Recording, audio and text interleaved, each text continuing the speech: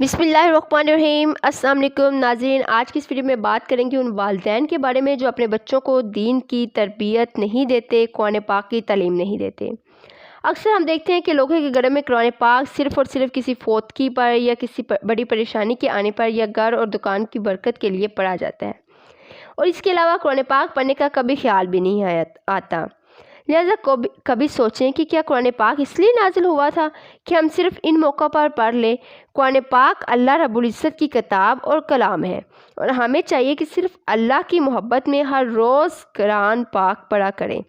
یہ ضروری نہیں ہے کہ آپ بہت دیر لگا کر کافی زیادہ پڑھیں، لیکن چاہے ایک رکوع پڑھیں مگر ہر روز پڑھیں، اور بہتر ہے کہ ساتھ ترجمہ بھی پڑھ لیں تاکہ سمجھ آئے کہ اللہ رب العزت نے کیا فرمایا ہے۔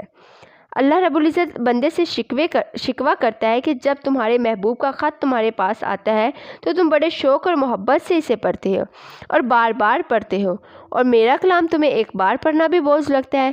تو کیا میری حیثیت تمہاری نظر میں تمہارے دوست سے بھی کم ہے؟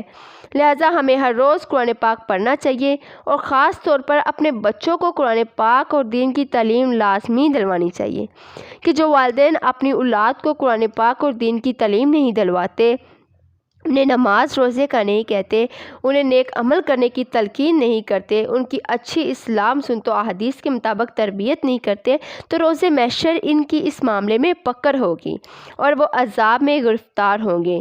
مگر یہ بھی احتیاط رکھیں کہ اپنے بچوں کو دین کی تعلیم ان سے دلوائیں جو حضرات اولیاء کرام سے محبت، ادب اور تعلق رکھتے ہوں۔ اللہ رب العزت سے دعا ہے کہ ہم سب کو سنت و احادیث پر عمل کرنے کی توفیق عطا فرمائے، قرآن پاک کی تلاوت کرنے اور اس پر عمل کرنے کی توفیق عطا فرمائے۔ آمین ثم آمین۔